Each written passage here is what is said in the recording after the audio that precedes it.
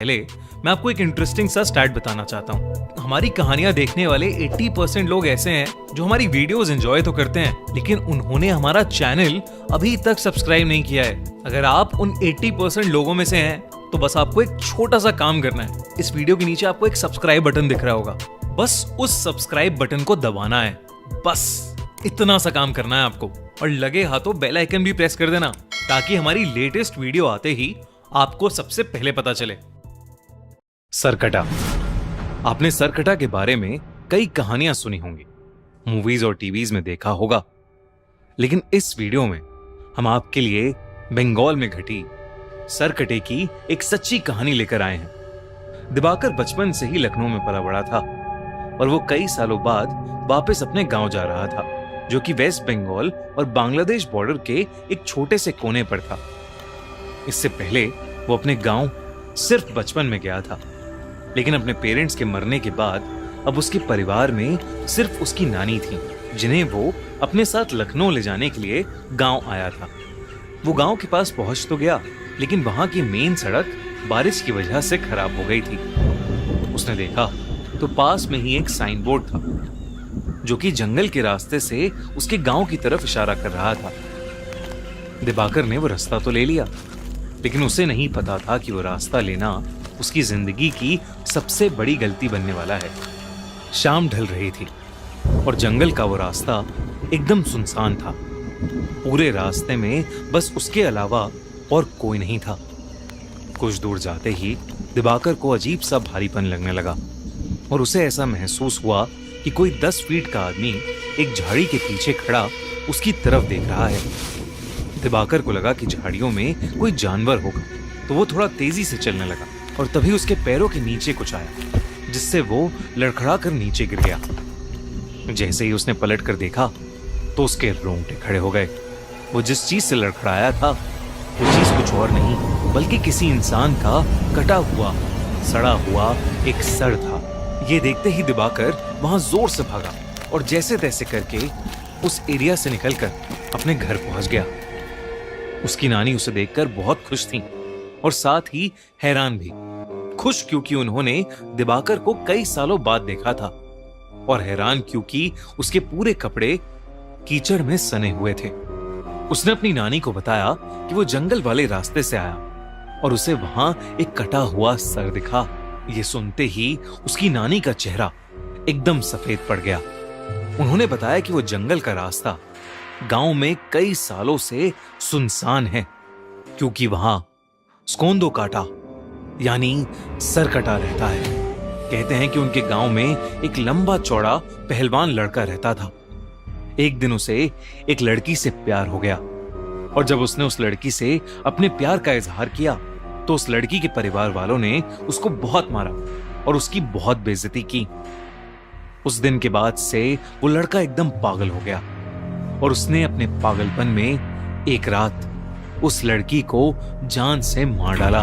उस लड़की के परिवार वालों ने उसे ये करते हुए देख लिया और उस लड़के को जंगल में ले जाकर उसका सर काट दिया। उन्होंने उस लड़के के सर कटे शरीर को उसी जंगल में छोड़ दिया, और कहते हैं कि तब से सरकटे की आत्मा अभी भी उस जंगल में भटकती है और वो अपने बदले की आग में जलता रहता है। कहते हैं कि अगर वो किसी को एक बार दिख जाए तो वो उसे भी मारकर सरकटा बना देता है। दिवाकर ये कहानी सुनकर चौंक गया था, लेकिन उसे इस कहानी पर विश्वास नहीं था।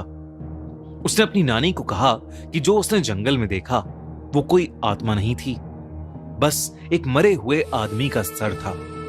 उसके बाद वो नानी के साथ खाना खाकर सोने चला गया। जैसे ही आधी रात हुई, दिवाकर को सोते हुए ऐसा लगा कि जैसे कोई धीमी सी आवाज में उसे पुकार रहा है। उसने उठकर देखा तो उसके कमरे में कोई नहीं था। उसे लगा कि शायद उसकी नानी होंगी, पर जब वो उनके कमरे में गया तो वो गहरी नींद में सो रही थीं। उसे ये अपनी थकान का नतीजा लगा और वो फिर से सोने चला गया।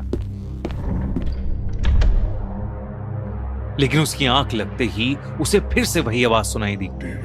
दिवाकर ने देखा कि वो उसी जंगल में है और उसके ठीक पीछे एक 10 फुट लंबा आदमी खड़ा है और उसके हाथ में उसका कटा हुआ सर है। वही भयानक सड़ते मांस वाला कटा सर जो उसे रास्ते में दिखा था। वो सर अब दिवाकर से मदद मांगने लगा और उससे कहने लगा कि क्या दिवाकर उसका सर उसके शरीर पर वापस जोड़ सकता है।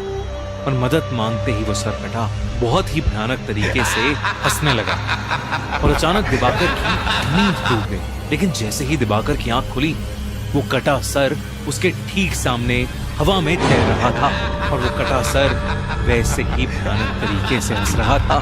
दिवाकर के होश उड़ चुके थे, लेकिन वो अपने बिस्तर से हिल ही नहीं पा रहा था। वो डर के मारे जोर से चीखा और तभी उसकी नानी उसके कमरे में आई और उन्होंने कमरे की लाइट्स ऑन कर दी। लाइट्स ऑन करते ही वो कटा सर वहां से गायब हो गया। जब नानी ने उससे पूछा कि उसे क्या हुआ है, तो दिवाकर ने अपनी नानी से कहा कि उसने बस एक बुरा सपना देखा है। उस रात दिवाकर सो नहीं पाया। उसने गांव वालों से उस सरकटे के बारे में कई किस्से सुने, जिसमें से एक किस्सा ये भी था कि वो सरकटा लोगों से अपने सर को जोड़ने के लिए मदद मांगता है और अगर किसी ने उसका सर जोड़ दिया तो वो पूरे गांव का विनाश कर देगा और जो लोग उसका सर जोड़ नहीं पाते वो उन्हें मारकर अपने जैसा सरकटा बना देता है। उस रात जब दिवाकर अपने कमरे में सोने के लिए गया तो उसने देखा कि खिड़की के बाहर एक अजीब सा लंबा सा आदमी शॉल ओढ़े खड़ा है। वो देखते ही दिवाकर घबरा उठा। अचानक से उसका दम घुटने लगा। उसने देखा कि उस सरकटे का सर उसके ठीक पीछे है और वो अपने बालों से उसका गला दबा रहा है। इससे पहले कि वो कुछ कर पाता, उसे कमरे में एक तेज हवा का झोंका महसूस हुआ और वो एकदम से बेहोश हो गया। कुछ देर बाद जब दिवाकर की आंख खुली तो उसकी नानी उसके सामने थी। दिवाकर अपनी नानी को देखकर रोने लगा और उसने अपनी नानी को सरकटे के बारे में सब कुछ बताया। उसकी नानी बेहद घबरा उठी। दोनों ने डिसाइड किया कि वो सुबह होते ही उस गांव को छोड़ देंगे। उसकी नानी दिवाकर के कमरे में उसके साथ ही लेट गई। लेकिन कुछ ही पलों में जब नानी की आंख खुली तो दिवाकर बेड पर नहीं था। उन्होंने पूरे घर में उसकी तलाश की, लेकिन वो कहीं नहीं मिला। दिवाकर की नानी बहुत ज्यादा घबरा गई क्योंकि उन्हें डर लगने लगा था कि कहीं वो सरकटा उसे ले तो नहीं गया।